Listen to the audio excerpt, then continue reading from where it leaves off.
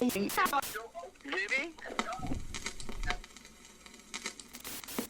hostile environment out here. I mean, the weather, you can die from the weather, animals, from a rattlesnake bite. I mean, there's a lot of stuff out here that can kill you. It was a dangerous place, you know, Wild West.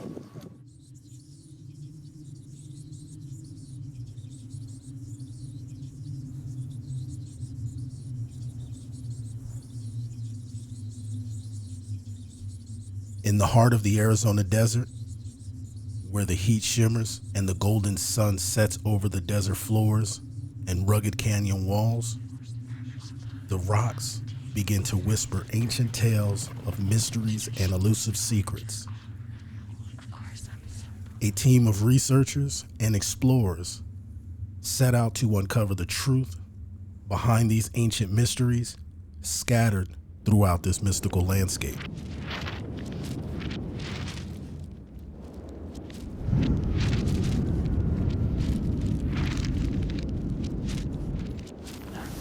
So when you were doing this prior, you weren't really looking at UFOs and UAPs. You just happened I wanted to see the stumble. deities on the side and what else I might see up there at a different viewpoint, because everything's about direction and view to finding the deities on the side. So that's what I'm looking for. So I'm telling him to, all right, let's fly around here. I want to see if I can see what this hill here looks like.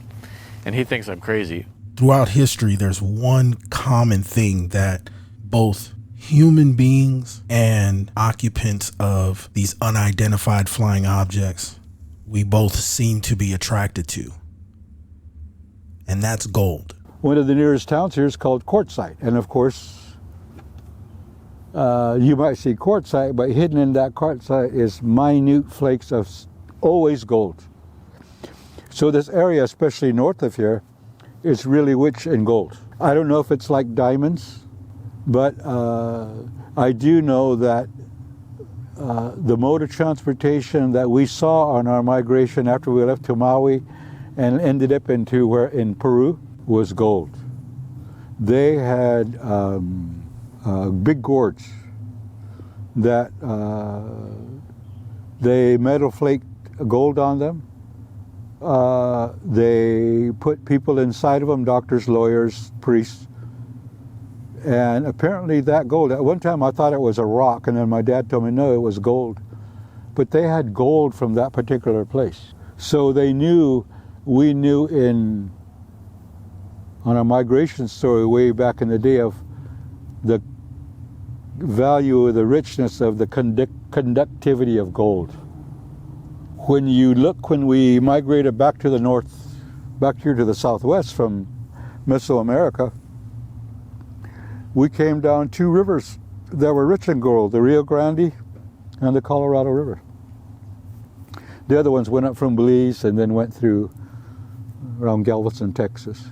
But then again, right around Galveston, that's where the Rio Grande drains into the Gulf of Mexico. So these were places that had rich gold content. Too much, probably not enough to where you needed to make it product, worth your profit, but certainly enough to propel aircraft, alien craft.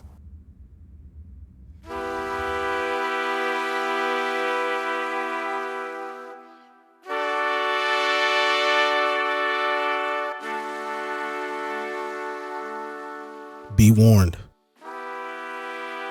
The events that have taken place in this range are not to be taken lightly in any way. You really might not return home.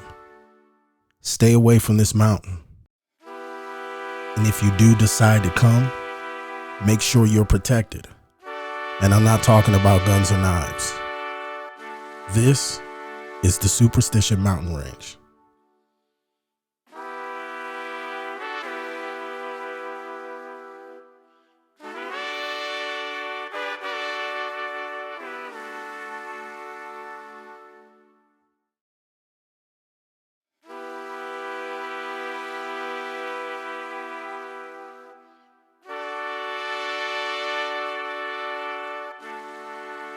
If you're just coming for the scenery, just look at that. I mean, we get people come up here all the time, sit up there with easels, sketch and paint this landscape. It's just a beautiful place. Well, we're surrounded in a big cauldron, a big one. I mean, we could see what might look like the outskirts of it, but it goes maybe another 30 miles or more beyond that. Huge one. I learned about the Superstition Mountains when I was just 4 years old, 5 years old, in 1985. And immediately, one thing you learn, or you're told, and it's kind of a rule. And this rule applies to anybody that, whether you're a resident, you live outside of the state, or you someday in the future you want to come and explore inside of the Superstition Mountain Range. Don't take this range lightly. This mountain range is not to be toyed around with, fooled with in any way. This mountain range makes Skinwalker Ranch look like McDonald's Playhouse. The Superstition Mountains are pretty dangerous, so they're well known. Some say they're the most dangerous mountains in the world. Every few years, people coming in there looking for the lost gold go out there and they just don't come back. And the environment is the most rugged thing. It's the heat. You just cannot do it in the summer. I don't go out there in the summer. Just don't do it. I used to be a surveyor in the desert in Arizona, and you know what you can and can't do. You don't get way out, and it's hot. If you broke a leg, you're stuck in the heat of the day. And there's hikers today that go out there in the summer. I think they're crazy, because if they break a leg or something out there, they have to lay in it. There's no shade. There's not much. I mean, you find a bush, that's the only shade you find. So it's hard. Over 90 degrees, and it's just a big weight on your shoulder. It's hard to walk around on the stuff. So winter time's the best time. When it's cold enough, the rattlesnakes aren't out also. The diamondbacks are like big teddy bears, pussy cats, because they'll rattle when you're almost 30 feet away from them. So they really give you a lot of warning. But green Mojaves don't. They strike first and then rattle. So it's very dangerous out there if you don't know what you're doing. Stay out of there in the summer for sure. Don't do it in the summer. Talk to people about where you're going to. So you can get lost way back in there. It's a big area. So if you're out there at night, just stay put. Just sit still until daylight, and don't try to get out at night. The trails look different. Even if you're a good hiker, the trails look different at night. You're going to end up, who knows where you're going to end up. Then you'll be lost. So if you're an out-of-towner and you find yourself hiking in the Superstition Mountain Range, if you come across any pottery or a stack of rocks, leave it alone. Don't pick it up. Don't touch it. You have everything that you can think of when it comes to paranormal experiences inside of this mountain range. The Superstition Mountains has one of the most famous treasures known in history, with the Lost Dutchman gold. Some of that gold I have seen and photographed. It's sad that every summer you gotta look up and somebody's gone missing on the news. Somebody's died trying to search for gold and uncovering some of the other mysteries that are involved in this mountain range. This is a scary mountain range. This is not a place you want to play around in.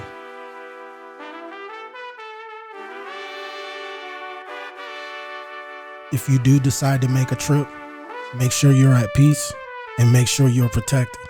Never go out here alone. And if you're searching for gold, make sure you know what you're doing, because there's a good chance you won't return.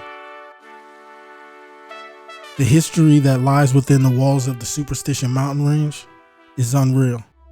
I'm Dan Starkey, and I write for Arizona Motherlode. I stumbled across this by looking for gold and silver. I used to do mineral exploration when the recession hit. The construction wasn't going on, so I was doing mineral exploration, and found some interesting catalyst rock formations that raise your consciousness. And so having that raised consciousness, I really truly believe I was shown what's happening in the superstitions.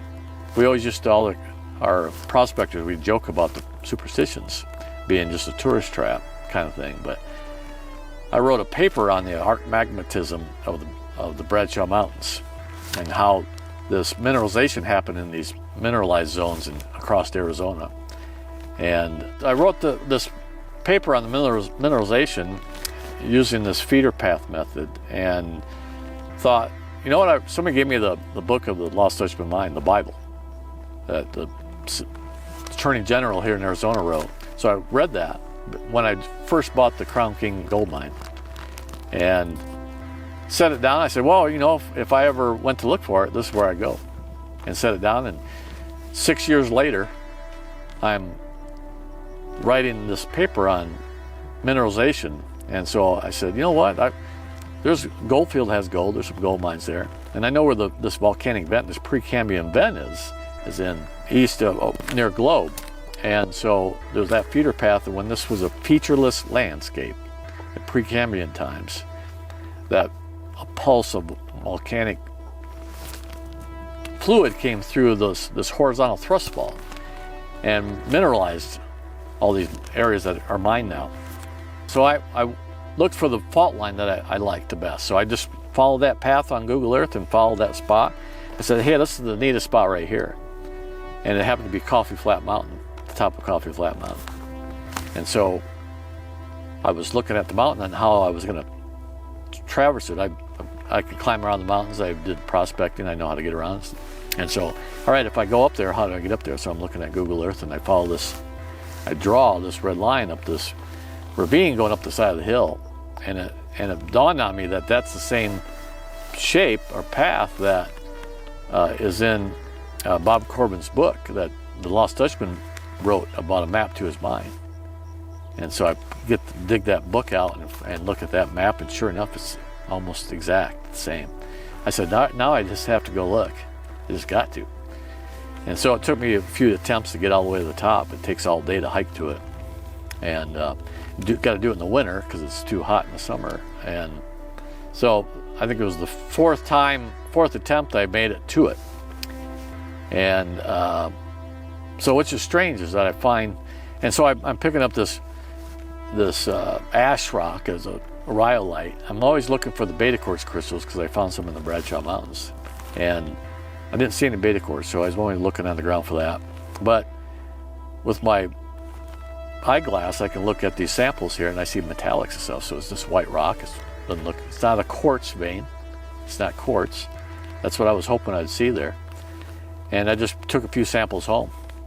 I put them in my backpack, and the next day I camped overnight there. Slept there that night, and the next day I went home and was looking at it with my real microscope, and there's microscopic gold in every piece I picked up. And if it was enough to where, if it was open to mining claims, I would have staked claims on it. So this turns out this material, this rock, also has this energetic property like the beta quartz stuff out of the Bradshaws. That mountain range is creepy, and there's a lot of stuff there. So you got a camera, you could spend a lifetime here going in there and even interviewing or going in there investigating yourself. Scary. I mean, here's the thing: when it comes to paranormal, never, or even if you're just going in there, never go by yourself. And if you do, carry a gun, but sometimes that's not good enough. But never go alone. I think that's the key. I mean, there are people I've walked it alone. I've been in there by myself. Mm-hmm. But I tell you what, it's not something I'd recommend. I've been in there twice by myself, and I'll never do it again. I mean, with the Native American history here alone dictates that. There's been times where we come out here during the week at night and just do a sky watch where we look for strange things with that mountain. And for instance, you'll hear somebody walking, in the gravel behind you. And you look behind you and there's nothing there. Or when you turn around to look, you see something about this tall, like this, scurrying across behind you that you can't really tell what the heck it is. What is it? It's something that's up on two legs. You hear voices telling you to leave. This range alone has its own flood story. Giants. It was like God was trying to prevent them from escaping and getting out of the flood. They even described at one point the rain stopped, and they described the clouds opening up like a zipper. Strong beams of light coming down, burning their skin. as if God trying to prevent them. But this is what even got creepy. Now, you talk to the Pimas, they'll tell you that. What happened, they said it changed the pigmentation of their skin. They said they were a lighter colored people until after this event. And they said when they get up there, they notice a lot more chaos. And now this is out of the Pima. The Apaches flood story is kind of similar because they were up on different mountain peaks as well. But they said that what happened, they said there was so much confusion. There was animals up there and other people, and they talked about these giants that were also up there, a race of giants, man-eating giants, huge. And they said with all this confusion, nobody was attacking. Everybody was just getting up above the water level. And then they said the rain stopped for a minute, and then a white chalky ash like cloud mist came down over them, turning these giants into stone. And they turned into stone. And what's creepy, when you hear that, it sounds like something out of a creepy science fiction novel until you climb up there and check out some of those hoodoos. They have crazy human features throughout them. The one that catches everyone's attention is the one that's called the Mother in the Burden Basket. It's a perfectly human car, and it's one big giant massive stone. It's got a woman's face with long flowing hair and a burden basket attached, which is also part of the same stone, and it's hollow. When you climb up there and look in there, everybody will tell you it looks like the dome of a small child.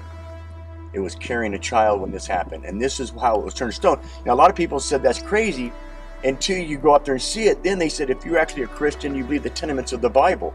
What happened to Lot's wife, by God turning her into a pillar of salt, he can definitely turn someone into stone. So it makes a plausible story. And here the thing is, the Pima, as well the Apaches, they weren't out writing books. They weren't out for notoriety. They basically described what they saw and what they witnessed. And the fact that both of them have similar stories that are kind of the same, it's really a creepy story about that. The flood story, I thought, was one of the most fascinating stories about this mountain. And because it talks about the Hohokam, the Pima, and then later the Apaches when they moved into this region and what they endured in here. There's stories of reptilians in here that go back thousands of years.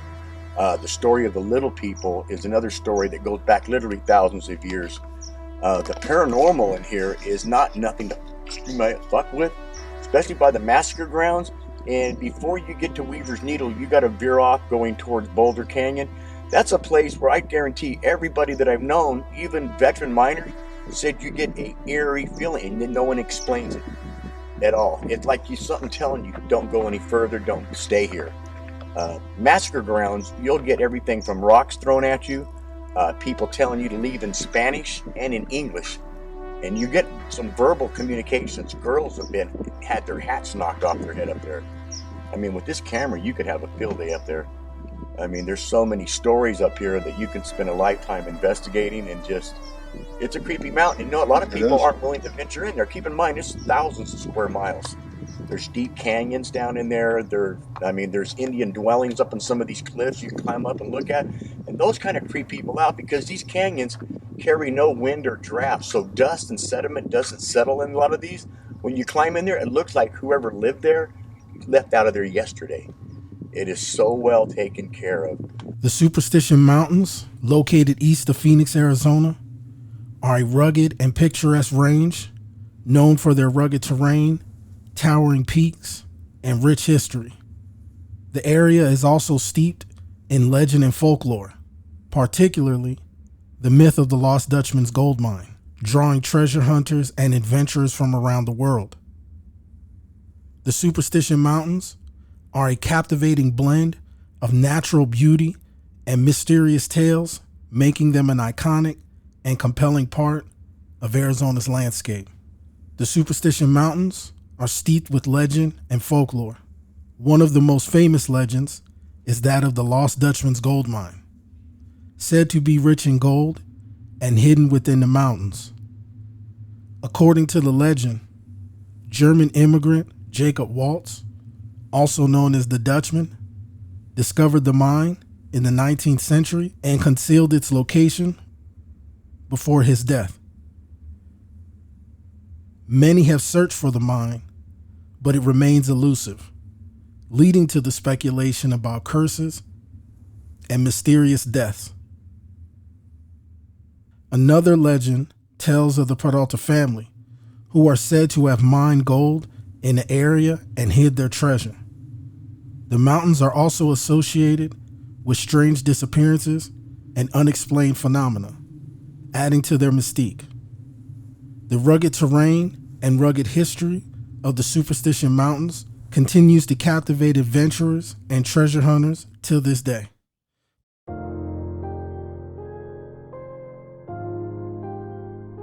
You look at, for instance, paranormal activity. There's a lot of paranormal activity that happens here. I mean, with the Native American history here alone dictates that. It was the other stories about the Native Americans that I started looking into. And I started looking, who are the ancient ones in here? Those were the Hohokam, the Salados, and the Pima. The Apaches didn't move into this region until almost 1,000 years later.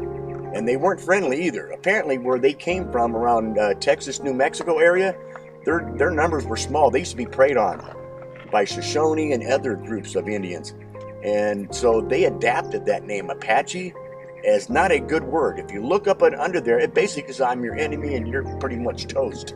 I mean, that is basically why they took that name, to strike fear. And so that's why they were so brutal when they killed. They didn't just kill you, they would chop arms, legs off, mutilate your body. Which today people say that's guerrilla warfare or psychological warfare. The Navajo found that out firsthand, and they outnumbered the Apaches 20-1, and yet in many battles they were scared to death because the Apaches were notorious. You know, when they moved into this region, the Salados kind of extended an olive branch. Hey, welcome to the neighborhood. But instead, the Apaches came out with hat and almost wiped them off the planet. Killed them all. Very few were Salados. I think they did probably. Even a group of Anasazis that lived around the, now where Peralta's at, the Peralta Trail, lived there. They mysteriously vanished. The Peralta Trail. This popular hiking trail provides stunning views of the Superstition Mountains and leads to a historic petroglyph site, offering a glimpse into the ancient rock art created by the indigenous people of the area. These are just a few of the many local stories and historical sites that offer a rich and immersive experience for those interested in the folklore and the history of the Superstition Mountains. But you know, this mountain as a whole though, you know, like I said, some of the stories literally go back to over 2,000 years. And if you think about it, I always look at the Great Flood and what the Pimas and the Apache and the Hohok, what they experienced. That was UFO intervention right there. Clouds ripping open, strong beams of light burning their skin, you know, a white chalky mist turning, I guess, these giants into stone. I mean, to me, this is a perfect case of UFOs, you know, and their hand on this. And we always call them gods. I think that name God didn't come out for about 1,000 years after these things were around. No one ever referred to them as gods. The Anunnaki, you know, these people that came down that Enoch describes, he never described them as gods, neither did the Assyrians. They described them as these beings from up there, but not gods. But back to this mountain, the stories back here, like I said, they go back literally thousands of years. I've never heard any stories from either Pimas or Apaches about abductions. If they happened, they probably didn't even know they were abducted. They just disappeared. But the sightings in here, you know, Ken Duncan says it like this. When we started talking about this, some of the earlier settlers, we were laughed at, calling us crazy Indians, drinking fire water, da-da-da-da. He goes, now that you white people are seeing it, now it's a big story. He goes, no one wanted to listen to us when we were talking about it for hundreds of years in here. What I thought was fascinating, he told me about aircraft flying down at great speeds and disappearing into the mountains and reappearing sometime later.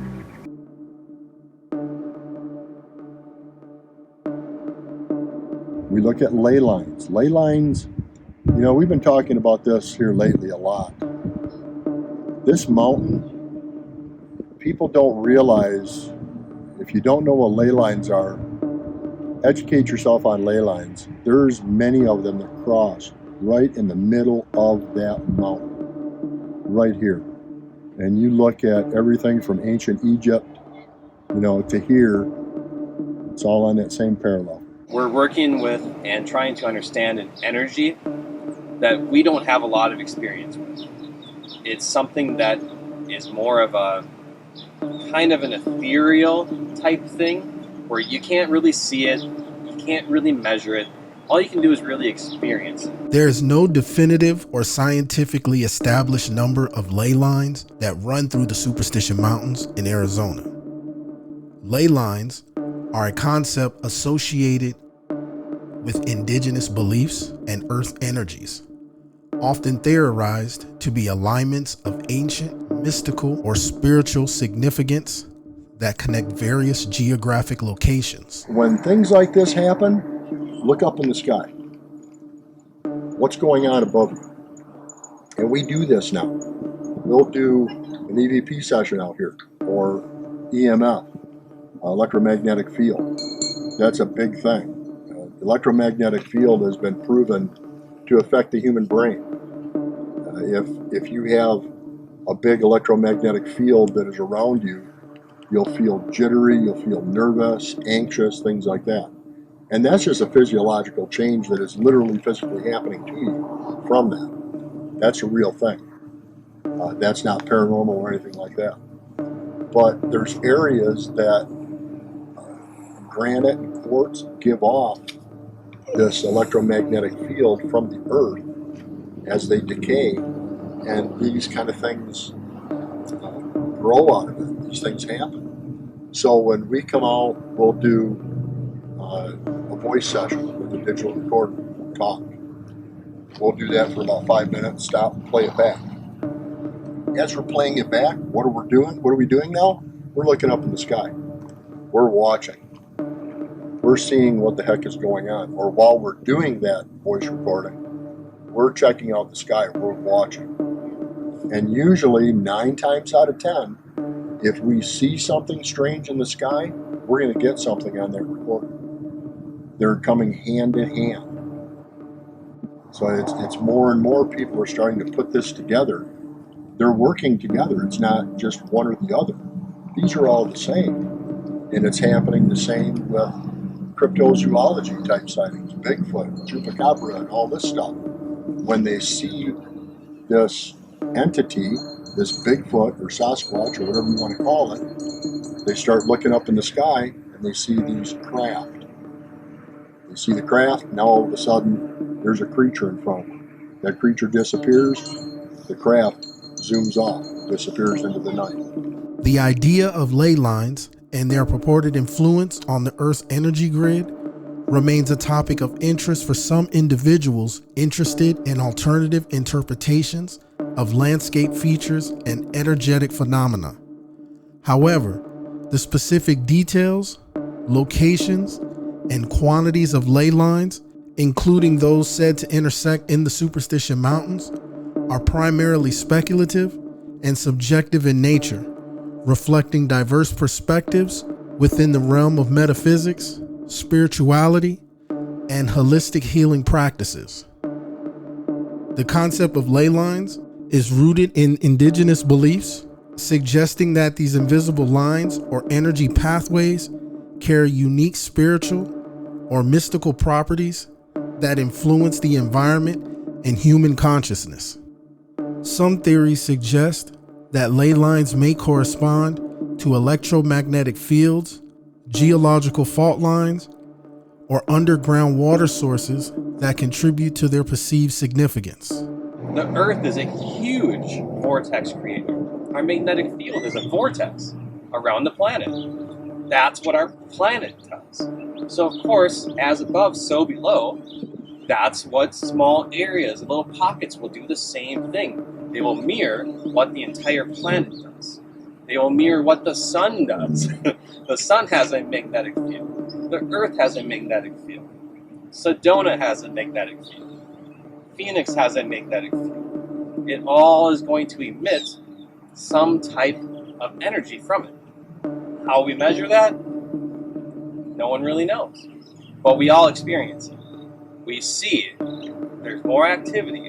Here, we're one of the major hotspots of the world. There's a reason people come here. There's a reason Phoenix is growing so fast. I think that has something to do, again, with the consciousness aspect. There's a connection. It's almost like it's drawing people in. Like, come here, come here, come look, come watch, come experience, raise your vibration, and then you'll become part of the group that can see and experience these wonderful magical things that right now we don't have an explanation for, but we have an experiential time with them. And it makes a lot of sense when you start thinking about, okay, maybe that's what's going on with these portals or vortexes. Maybe it's not anything that's coming from somewhere else, but maybe it's something that's been here all along, just like these ancient traditions have been saying, going back thousands of years. They've always been here. It's just there's certain places where that energy is more open to it. And that can be the energy of the location or the energy of the people combined with the location. So if you go to somewhere that is known to be a portal, vortex, hotspot like Sedona, and you can actually tap into that internal energy and try to match that, you're more likely to have an experience. Some believe that walking or meditating along ley lines can enhance one's spiritual connection, induce healing, or unlock hidden knowledge and insights. Ley lines are said to form a global network of interconnected energies that weave across continents and link diverse cultures, traditions, and historical sites. Indigenous peoples around the world have diverse spiritual beliefs and cultural practices with their ancestral lands, sacred sites, and natural landscapes.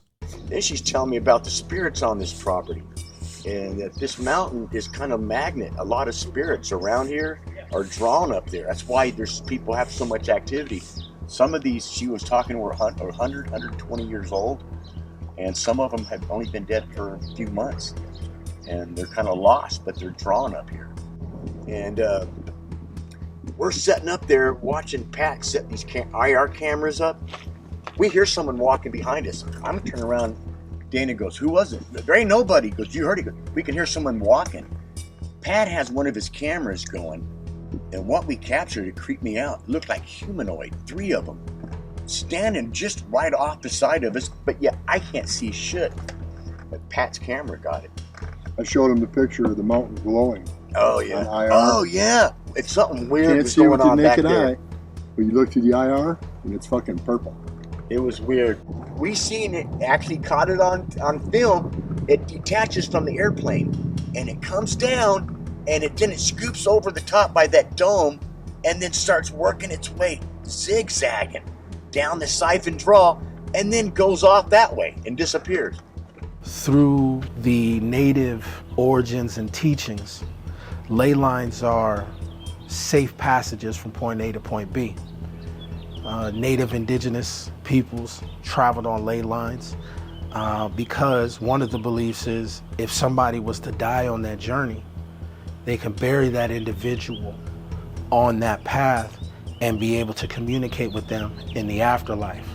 So that's why it's extremely important if you're ever in the mountain range or just in the raw desert and you come across pottery or what appears to be a burial site, don't touch it, don't bother it, leave it alone. You know, the old saying, the hills have eyes, that is so true in the Arizona area, especially just the areas that have, you know, the raw desert, really the 4 corner states, Arizona, New Mexico, Colorado, and Utah. But, you know, if you ever come across pottery, especially a burial site, leave it there because it's on a ley line. And their beliefs, very important because we're on their land, specifically sacred lands here in Arizona. They connect and contact people in the afterlife. But there'll be lights move around here. Miners described them, and the Apaches always said it was spirits of their dead. Yeah. These bright glow. I got one up at the Don's camp during this rendezvous. It's where all these treasure hunters and prospectors gathered. It's a weekend event. You camp out up there, have all these speakers and stuff. I'm over there taking a picture by this rock where the Anasazis used to cremate their dead. All of a sudden, this almost greenish blue orb, neon, comes moving down the mountain and just moving. It's massive in size. Ended up getting several pictures of that thing before it looked. I don't know if it either descended down where that rock is at. There's a rock, I mean, I'm not kidding, almost the size, half the size of the bar. It's a big giant stone. When you walk behind it, it's got a deep cavity in it. And when you walk in, it's all charred black. come to find out, the Anasazis cremated their dead there. And they also cremated not just their dead, but the dead of whoever they probably killed or something. We went there, had our spirit box going, our digital recorders, all the EMF device, all these, and a full spectrum camera. And we're on here trying to communicate. Now I kept saying, they probably don't understand a damn word we're saying. We're speaking English. Their language is something we don't understand, so they probably don't understand us. We didn't get no voices, but what we got was even creepier though. Sounds of drums beating, boom, boom, boom, boom, boom, boom, boom, boom, with no talking. I go, that was creepy enough. Get the hell out. We did that about a month and a half ago, camping up there. And I tell you, I never go anywhere up there without my gun. And since I had my girlfriend's son and one of his friends that went on this camping trip on the weekend, we just went to walk up these washes and stuff. We seen something, I swear, running across this grass, this brush area, looked like just on two legs. And Michael and his friend, Rashad, they got scared. He goes, hey, we don't want to be here. We want to go. They got scared. Christian's freaking out. So they take off. I'm frightened. I wouldn't turn my back and walk away. I was afraid whatever this was, it could be even a mountain lion, I don't know. So I started walking backwards, and trying to look where I'm going at the same time to get back on this trail, to get back to the trailer. And at that time, little rocks were falling around me and stuff. So I started thinking, I said, all right, I'm cool, I'm out of here. And I kept leaving. And even when I turned to walk away, I kept hearing little rocks hitting the ground. So I took a couple of friends back down there, and never go there with cowards or people that are scared. I mean, we went back there and all they wanted to do was leave. When two ley lines intersect, that's typically the time when you have vortexes, some strange anomalies in that area. They also say this is why ghosts appear to travel in straight lines, because they are using ley lines and that energy coming from the earth to pretty much try to communicate on this realm in the afterlife. So when ley lines cross, you'll typically see vortexes. Dust devils is what they call, but areas of strong updraft. When you get an area of concentration where ley lines intersect or cross in 3 different areas, that's where portals come into play. And in the Superstition Mountains, I've at least heard of 4 ley lines that intersect and cross one another. And this is why this area has so many reports of portals, because of the crossing and intersecting ley lines within the range. One day I was, not too long ago, maybe a year ago, I was riding my bike back in there. I could get my dirt bike back in there. It's all state land to that point. And I'm gonna set down right in the creek. The water was flowing, and it usually doesn't flow, but it was wet time. And so I was sitting right in the middle of the creek. I said, I'm gonna meditate right here. And I'm not a big meditator, but I'm gonna give it a shot. And so I tried to close my eyes, and I just couldn't, because it felt like I needed to watch my back. So I couldn't. So I stopped doing that. I didn't do that very long, so I just got a bad feeling about it and just stopped doing it.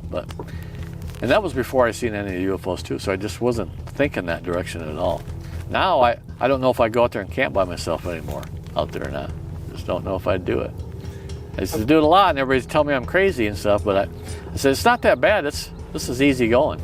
So there's a triangle that where I located where these originated, or where these lights originated from. That's how I established this triangle. Right at the end of this valley, that, looking at the geological reports, it's all heavily fractured, and that's like a crash zone coming in there. So that canyon right there alongside Peralta Trailhead, right through there could be a crash zone for a super large, craft, possibly. It erodes there differently than the surrounding rock. It's just because it's fractured. The geology report says that. But that triangle could be a portal. That triangle could be the portal. So that portal I was first telling about, that circle, that's inside the triangle. It's one of the spots inside the triangle. So that, and the mountain that I'm showing with the lights coming out of it, or the lights coming out of it, I call that Black Mountain. There's a lot of weird stuff going on in that picture, right? It looks like there's movement across the front. I mean, there's a lot going on right there. And that's what whenever time I go out there to watch for UFOs, I point that direction and the stuff's going in and out of there all the time.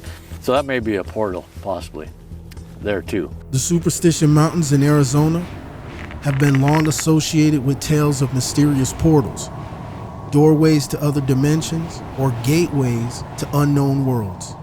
These portals are said to possess mystical properties and hold the key to unlocking hidden truths or accessing alternate realities beyond our own. There's a lot of stuff I look up all the time in here. I mean, those are the stories that really get me going. And the stories of UFOs, there's petroglyphs, hieroglyphs, even depicting these things. The UFO sightings, if you look at it, it's probably the oldest site known for UFO sightings is in here, because they go back over 2,000 years. While many of these accounts exist in the realm of folklore and legend, there have been some documented incidents and encounters that suggest unusual phenomena occurring in the area. The Duncans, like many Native Americans before the time, would go in here. They described these beings, these craft going into the mountain. Not landing, actually going in and going at high rates of speed. So you would think there'd be an explosion from impact, but they're going in and not to be seen day or hours later, coming out of the mountain. It's like the day we saw the door open up. Yeah, it's right there. You know, I was told that there's 4, maybe more in here. There's a guy named Jack Sanfelice. He wrote books on it about these portals and about some of the things that have come through. In fact, that was one of the things that the Pima said it was it, and they're done. They left that mountain. After enduring a great flood, dealing with giants in here, having to battle them and all that, they left because what they said was coming through these portals into our world were these little people, the reptilians, other things that they consider. So there may have been even more weird things that were coming into our world from these things, and people have disappeared into them. They described riders on a hunting expedition out looking for food. They always had 2 or 3 people out in front. You know, in case there was an ambush, those 3 would be taken out, the rest could fall back. They actually seen riders in their own eyes vanish in front of their eyes like a puff of smoke. And they even said they could hear their voices on the other side for a period of time until they disappeared and stuff. So, I mean, their stories were fascinating, and these are all linked to these portals. And then Jack Sanfelice, you know, he had a brother that used to make a living in here recovering dead people and injured people.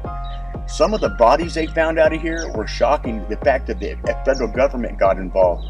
They were finding bodies here that weren't from our time period. They looked like ancient Eastern European, the way they were dressed, and they looked like what their clothes were described in the 1500s. And in every case, they were all dead. A lot of people don't know if they came out here, succumbed to the heat, or they died somehow during that coming through that portal into this time, traveling through time. And some of them, the autopsy of the day, there was no visible means of why they died. How they died. They were just dead. But the fact that the government took over every one of these single cases, from what I understand, there was like 5 that he knew of. There could have been more cases where more people, some people may even have lived and came out through those.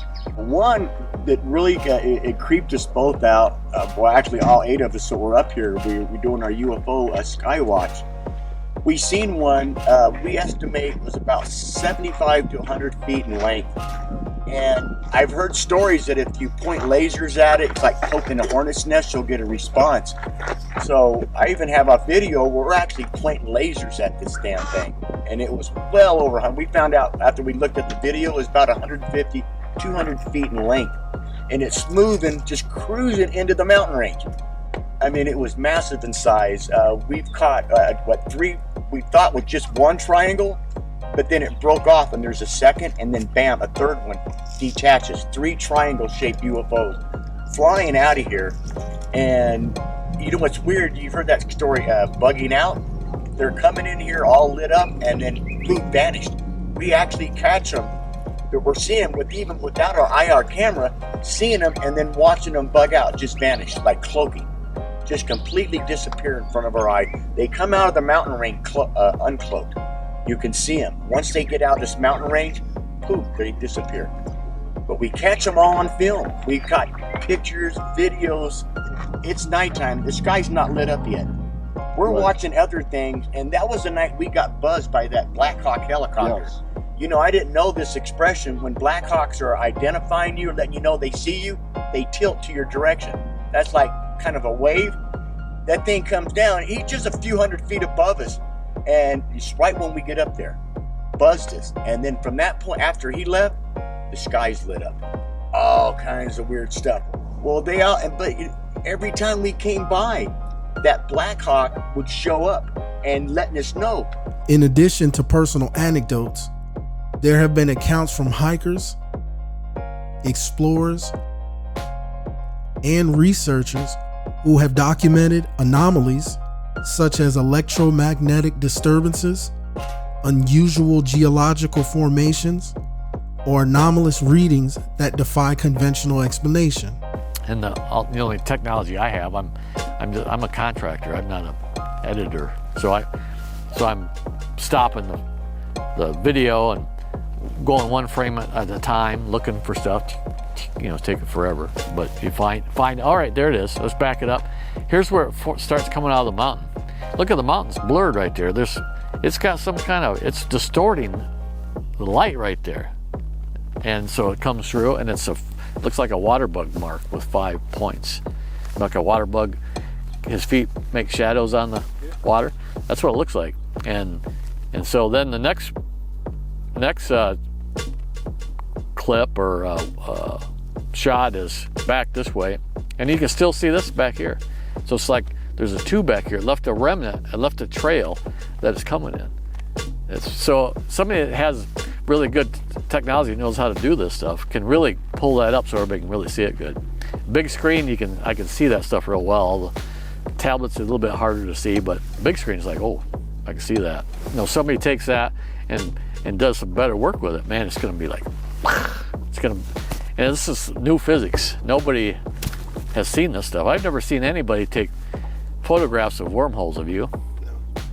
Yeah, I think that's what they are. Some individuals claim to have experienced strange sensations, disorientation, or time loops while exploring certain areas of the Superstition Mountains, leading them to speculate that they may have unwittingly crossed through a portal or dimensional gateway.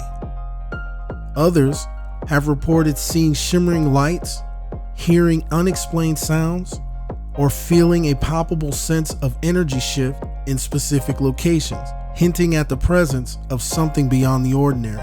The portals out there, looking at Google, I use Google Earth a lot, so I can use the sun setting. The sun can go across the landscape, and you can see its shadows. The shadows change. So that was one of the first things on the first mountain I was really looking at a lot. It looked like a serpent coming down the side with a shadow line in the winter solstice time. And so that got me looking at other things up there. If I bring the sun up and sun down, if you're in the right spot at the right time of the day, sometimes at the right time of the year, you can see these images. So there's a lot to look at, and it must have taken lifetimes for somebody to find all this. What I found with Google Earth and a helicopter, you know, because it's not easy to walk around out there. It takes a long time. You might be lucky to get to one hilltop in one day, and then you're exhausted. So I'm old enough where I gotta heal for 2 days after a hike up there. So how did I find all that stuff? Well, I was led to it. I really believe I was just led to it. And so one of the things, using Google Earth with the sun and the shadows, all of a sudden in one spot there's and I call it the sun dagger, there's just a cross of light with no clouds, shadows in it, that cuts across the mountain in a big long, like a sword shape. And at the end of it, there's a circle in the landscape, and there's no plants on that circle. It's about a 30-foot diameter. So I said, isn't that interesting? There's a spot there. I got to go see what's at that spot. So that's on the back side of the mountain. So that was another trip. I had to hike all the way around the back of the mountain. I took my tent and a sleeping bag and was going to camp there. It takes all day to get there, right? So I camped literally on the edge of that hole, that round spot. And it was one of the most restless nights I've ever had, because I heard stuff out around the tent all night long. I slept with my pistol for a pillow, not kidding. I heard stuff, I heard grunts and stuff like that.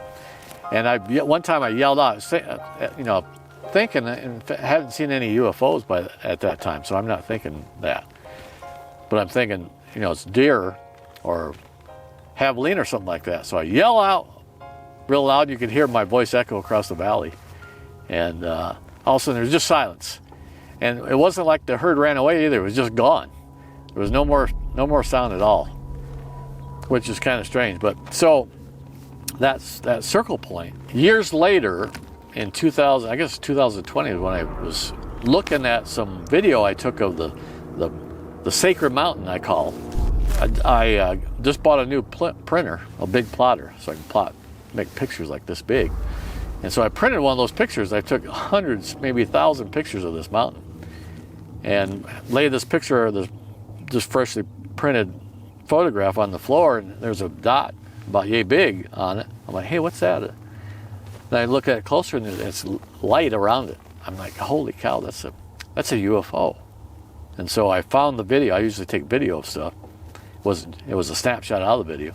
Found the video, and sure enough, there's 4 lines, like a bullet shot fast, into that spot right on the backside of the mountain.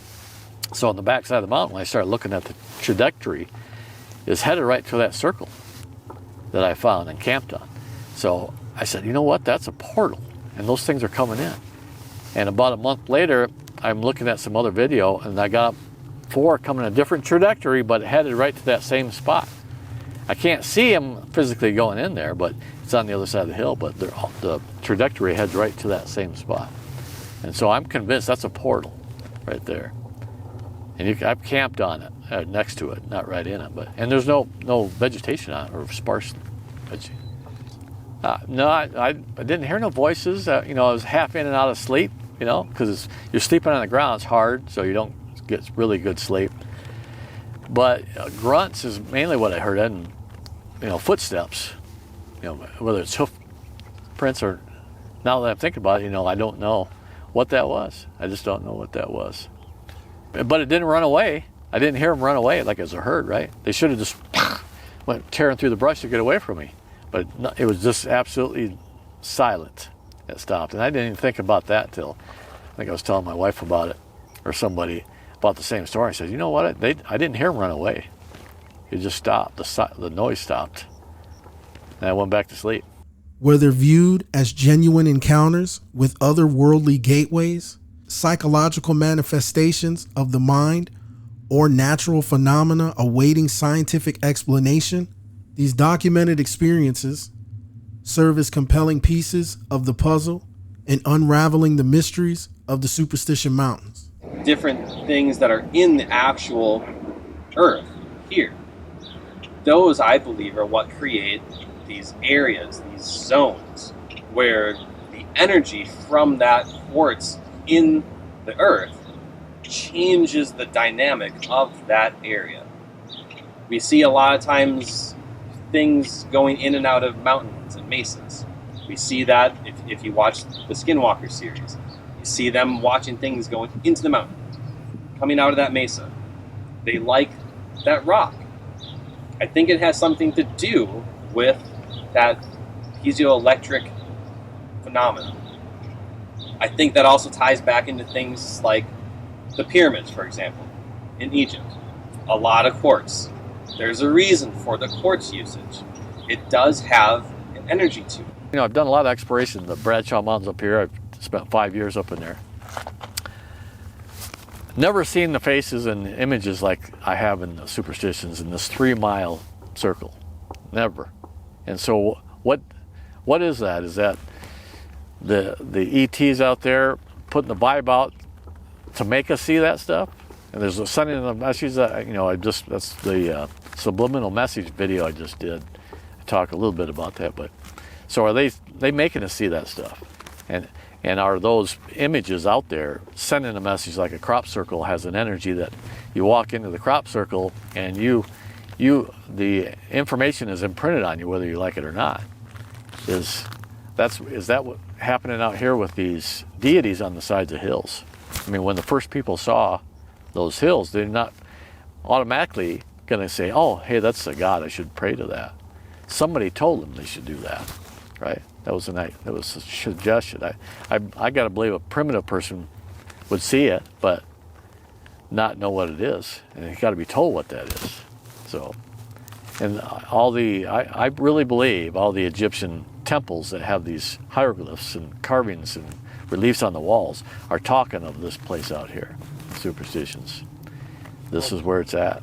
Legend has it that the Superstition Mountains are home to several such portals, scattered throughout the rugged landscape and concealed from the prying eyes of ordinary mortals.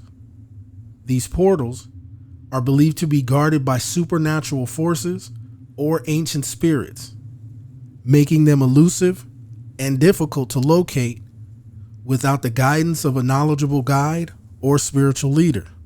Those who claim to have encountered these portals describe strange phenomena, distorted perception of time and space, and encounters with beings from other realms. I'm getting vague responses from people I know, like the Duncan family, the Ken Duncan. He's one of the ambassadors for the Apaches, about a group called the Black Legion. The Black Legion in the Superstition Mountains carries an aura of mystery and danger, with tales of encounters often shrouded in intrigue and the supernatural. Whether the treasures they protect are material wealth, ancient artifacts, or powerful knowledge, the purpose of the Black Legion seems rooted in preserving these hidden riches and maintaining the aura of mystique that surrounds the enigmatic society in the rugged landscape of Arizona's Superstition Mountains. According to the folklore, the Black Legion is believed to have been established by a clandestine society of individuals seeking to safeguard valuable treasures, ancient artifacts, or sacred knowledge hidden within the rugged terrain of the Superstition Mountains. The members of the Black Legion are said to have operated with the utmost secrecy, employing cunning tactics and elaborate traps to protect their coveted possessions from discovery.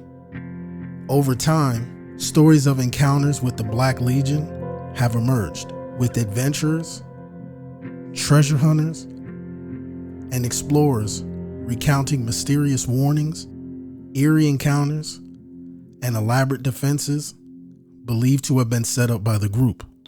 It's a very controversial topic because it is the perfect blend between, fact and supernatural, fact and fiction. I don't really know where to place it at, but I am very familiar with the Black Legion. I've heard of a couple stories about them, their existence. The very first time I heard about the Black Legion comes from my mentor, Jim Hatt. He was an old prospector, someone who searched for the lost Dutchman, and he also believed in the authenticity of the Peralta Stone maps. And in this instance, he was researching a cave out in the Superstition Mountains. He and his dog, he had a Rottweiler, and that dog pretty much was on his side almost every time he went out into those mountains. But this story in particular, he come across a cave that he believed was the origins of the Horse and Priest map. That slab that map is on, he believed it came from this cave. So he and his dog, they went out and began investigating and doing some research, pulling samples and things. And he said when he was done with the cave, as he was exiting, looking out on the desert landscape within the range, he noticed this dust devil. And he's just kind of watching the dust devil. And then the second one comes in and almost begins to interact with the other one. So now he's watching these two dust devils pretty much interact with one another, almost as if they were what he called was intelligent beings. And I'm well aware, that we are talking about dust devils. You typically see them here in the Southwest. They're very many tornadoes, right? So to hear him mention these dust devils and their movements being close to something that is intelligent, that has life. And keep in mind, this is somebody that, like I said, he's just searching for gold and trying to find the end result of the Peralta Stone map. So he's not looking for UFOs or anything of the supernatural. This is just something that he experienced. So he's watching these these two dust devils maneuver as if they're dancing. And he said he watched it for about 15 to 20 minutes before they went away. So he and his dog are leaving, and as he's leaving, he notices a massive red handprint on the wall, the canyon wall. Said it was about 2 feet in length, and it was this massive handprint, but he didn't, think nothing of it. So he leaves, comes back maybe a week later, goes to the same cave, pretty much does some more research. He's got his dog with him. He's exiting, and the same thing, a dust devil, and then another one. And they're almost mimicking the same movements that he saw the previous time.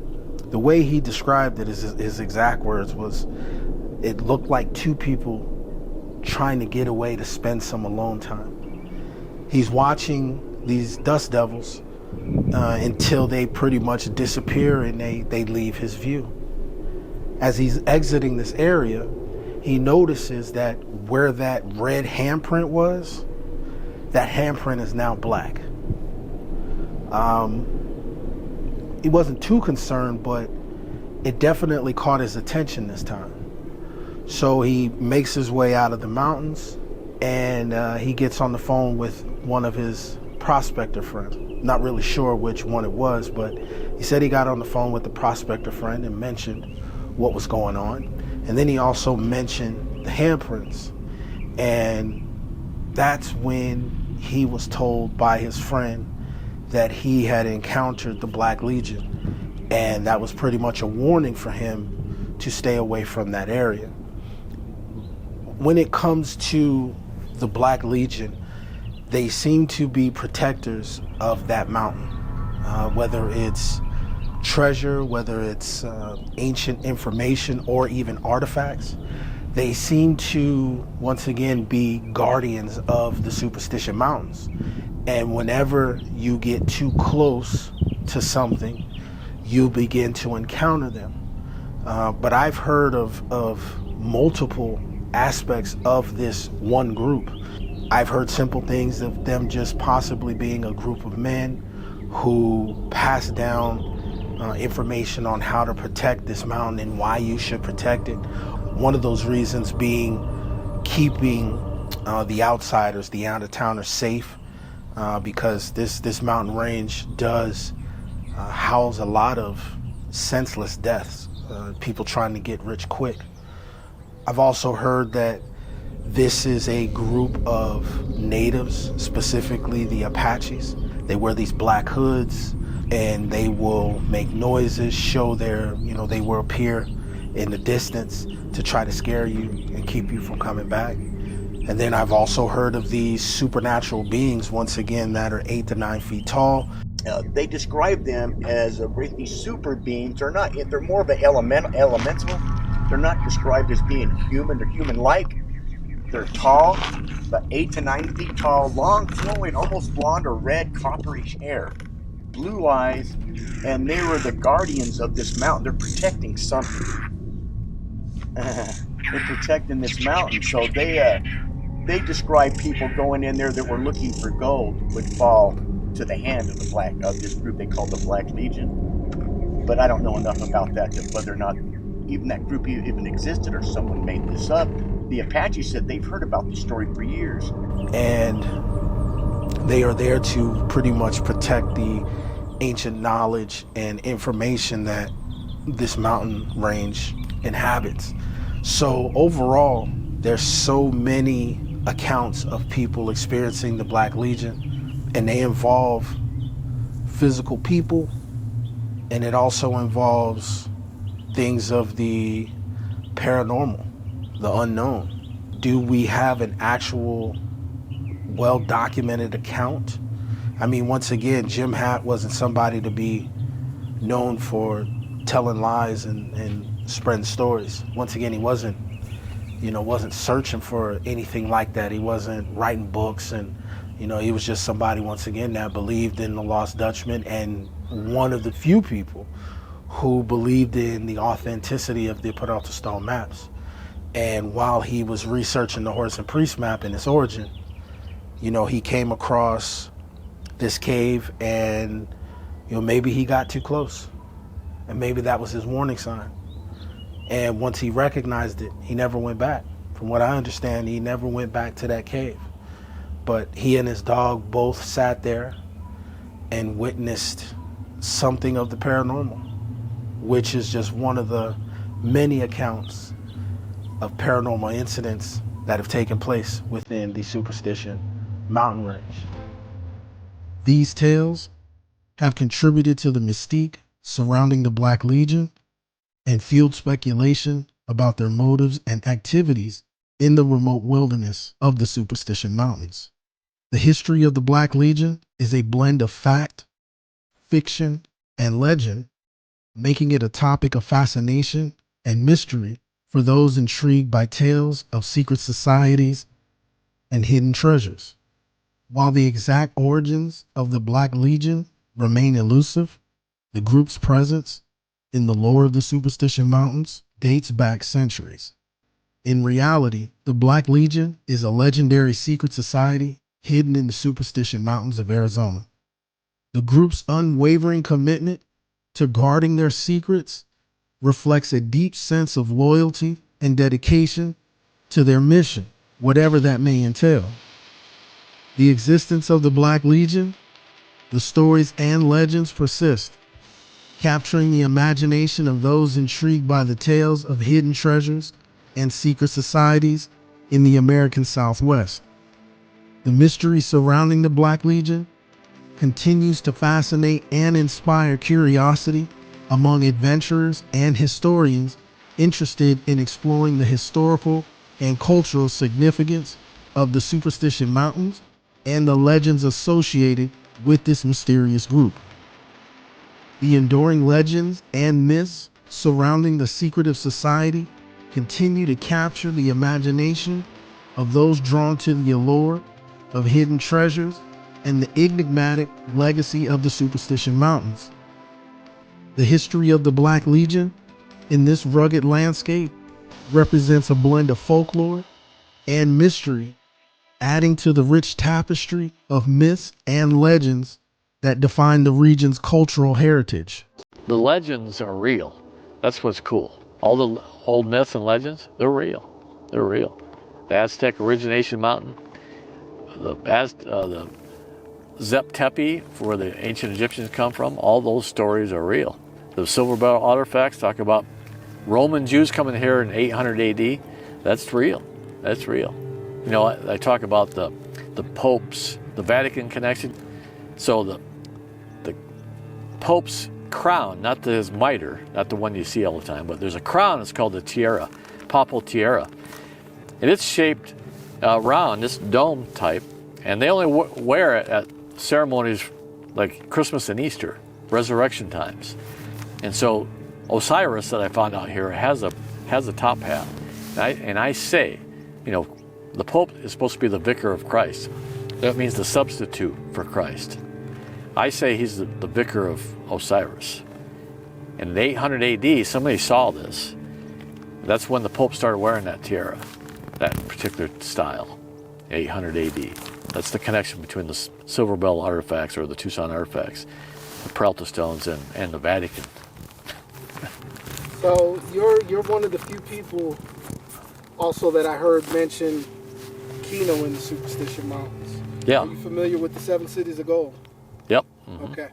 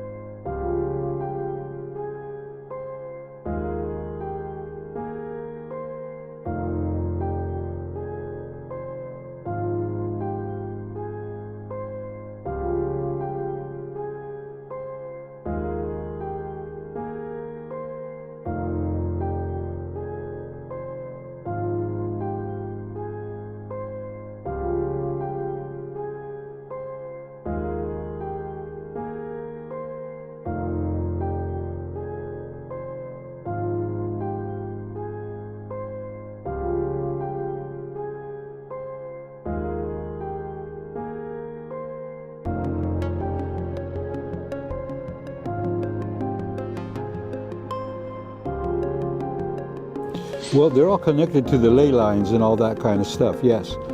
And there's a major one, as a matter of fact, that converges just about 20 miles from here.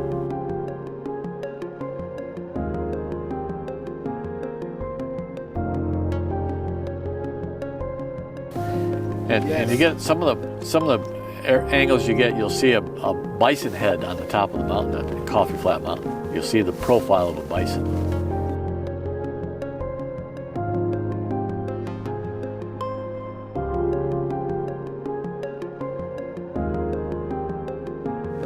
These things are really starting to come together, and we're realizing that this might be one realm that it's almost like it's fading in and out, and we're being allowed to, or maybe not even being allowed to, but it's like slipping. We're slipping between realities, and we see this for a minute, and then all of a sudden it pulls itself back. So it's something that, you know, I think the answer is going to be figured out very soon. I really honestly do.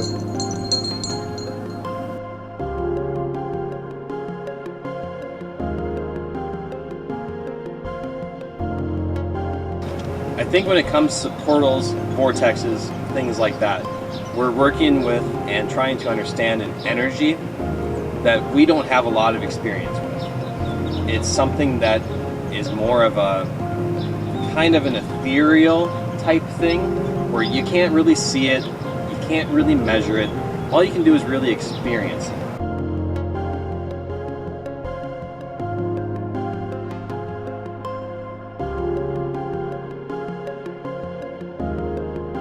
How do vortexes and portals how are they linked, right?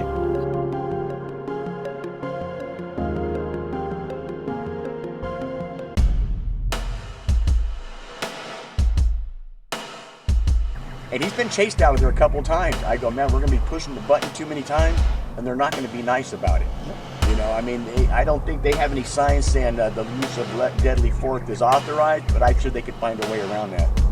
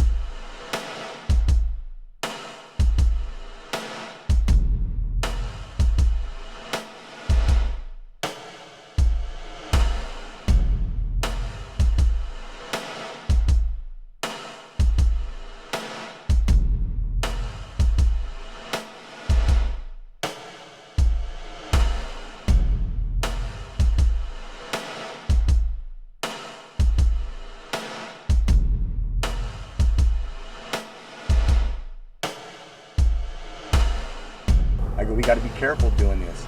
Every time we see vehicles coming towards the gate, get in your car and get the hell out of there. I mean, it's not worth getting aroused. I mean, some people do it as a badge of honor. In fact, I told them that.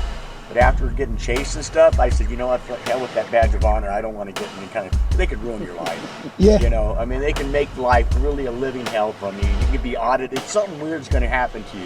Or, you know, your brakes go out on you. Something weird. Yeah. So I just try, you know, I don't mind pushing buttons and everything. I know that because of what we're doing, we're getting government attention.